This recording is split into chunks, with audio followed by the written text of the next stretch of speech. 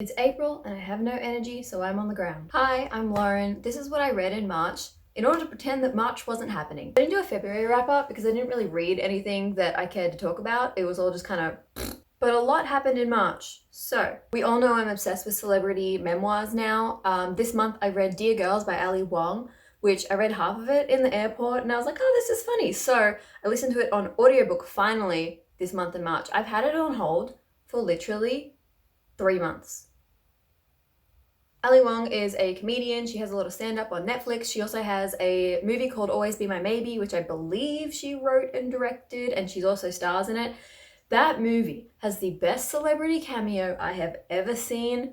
Please go watch it. You'll love it. Anyway, in this book, in her memoir, she talks about being a mother, being a comedian, her Chinese and Vietnamese heritage, which I really love. That was my favorite part of the book. She talks about her trips to Vietnam and when her mum went over there and seeing how her mum used to live her life there. She talks a lot about food, which, girl, I love food too, I feel ya. I also learned a lot of things about being pregnant that I didn't really know or want to know. Wong's humor is kind of crude, so if you're not into that, don't read this book. It's weird reading memoirs because I feel like I'm not trying to rate like their life, you know? I'm just rating like my personal enjoyment of the book. Overall, I don't think that I really loved it. I gave it 3 stars because it was just sort of like, I don't know, her humor isn't super for me. Like at one point she was describing how she like just pulled down her pants in the middle of one of her comedy acts and I was just like, that's kind of bizarre. But yeah, if you like Wong, you'll probably enjoy this. Otherwise, maybe just go watch her Netflix specials. She talks about a lot of the same stuff there. The next ones I'm going to talk about all in one go because it's part of a series. So early on in March, I read Airhead by Meg Cabot, which I have a review video on that one, so go check that out. This is about a girl who is like an everyday regular girl, and then one day there's an accident, she dies, her brain is transplanted into the body of a supermodel, and she has to live that supermodel's life. It's still very entertaining. Meg Cabot writes some of the most entertaining books out there. I loved this when I was 13. I don't love it so much anymore. I gave it 2 stars. I also then picked up the next 2 books in the series, which were Being Nikki and Runaway. These were better. These have like a conspiracy theory type of thing going on. It was like much more action-packed. Nothing really happened in this one. Next, I have a DNF, which was The Wicked Deep by Shea Earnshaw. I think I got about 150 pages, like about halfway through, and nothing was really happening. It just felt so stale, a story that you'd already heard 1,000 times. Maybe if I'd read more of it, I would have loved it and it would have been the best book ever, but I don't think so. This is supposed to be about witches and drownings, and now like these drownings are coming back. I didn't really get into it. It didn't do anything for me. It was just like there's the main girl who's kind of a loner, and then her best friend who wants to be part of the popular group, but the main girl's like, I don't really want that, and then she like meets this boy who shows up, this stranger on this island, and you know he's gonna be the love interest, and it's just sort of like boring. Just really struggled to like pull myself through this, and I just ended up not finishing it. Next, I read Love in Other Words by Christina. I listened to this on audiobook. It's basically about these 2 people who were childhood friends and then they grew apart and now they're in their 30s and they run into each other again, and it's about them rekindling that relationship. This was an intense romance. Like if you're a bit like me and you have a cynical, cold, dead heart, you may feel like it's a little bit much at times. The main guy just needed to chill out. There were some cute moments. Christina is kind of hit or miss for me. They're kind of like the Stephen King of romance. Like not all of their books are gonna be excellent, but at the very least, I'm entertained. The ending of this actually took me a lot by surprise. I ended up really liking it because of where the story went. It was more focused on their lives in general and not just about solely the romance. So I ended up giving it 4 stars. Maybe that's a bit too generous, but so here's where my reading got really basic, because I did a video called Doing BookTube's Required Reading where I read 3 of the most talked about series on BookTube, and the first one was The Raven Boys by Maggie Stiefvater. As I said before, I read her Shiver and Linger series when I was like 13, 14. It's like an angsty werewolf series. I used to read it on the bus on the way to school and we would all talk about it.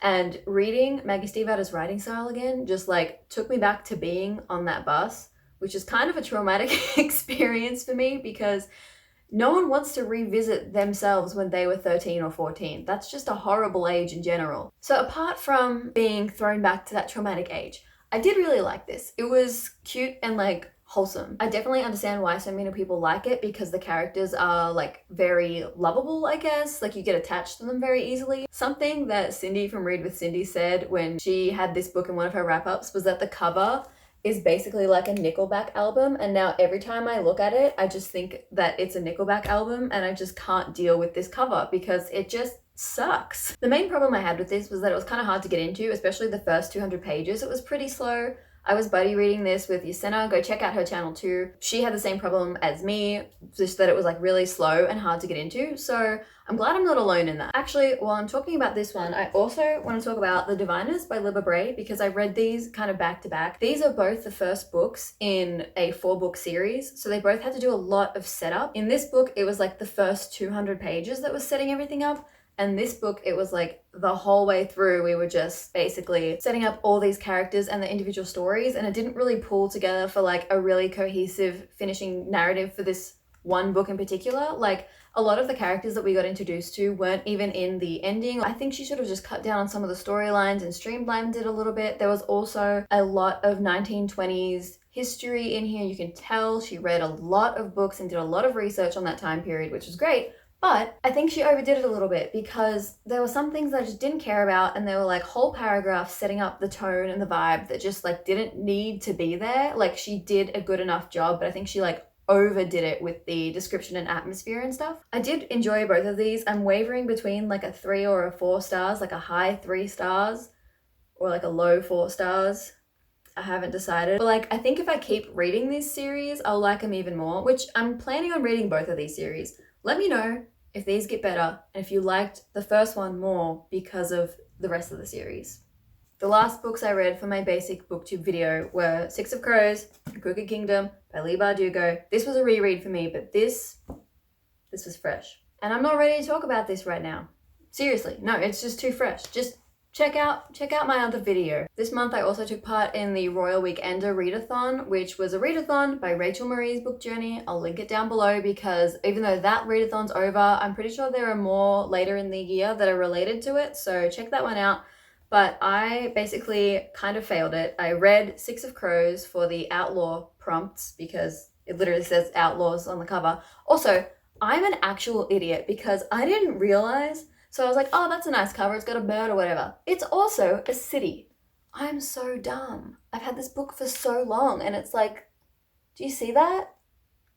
What? So I read 6 of Crows and then I also read The Twits by Roald Dahl because it was 80 pages and I needed something to fill up some prompts. I mean, what can I say about Roald Dahl? Really? Like, this is great. Just read some Roald Dahl. The most disturbing thing for this weekend was realizing how much my life is now similar to the lives of the Twits. Have you ever seen a woman with an uglier face than that? I doubt it. The ugliness had grown upon her year by year as she got older. Then I read The Guinevere Deception by Kirsten White, which is a King Arthur retelling. It follows Guinevere, who is King Arthur's wife, so she's the queen, but she's not actually Guinevere. She's actually a sorceress disguised as Guinevere who is there to take care of Arthur and like protect him from magical evil, even though magic is banned in Camelot. Someone's gonna hit me for this, especially since I just rated The Diviners and The Raven Boys 3 stars each. But I gave this 4 stars. Listen, I just had a good time. It was just fun. I really like Kirsten White's writing style. I think it's so entertaining and funny, but I wasn't expecting much from this other than like a fun story,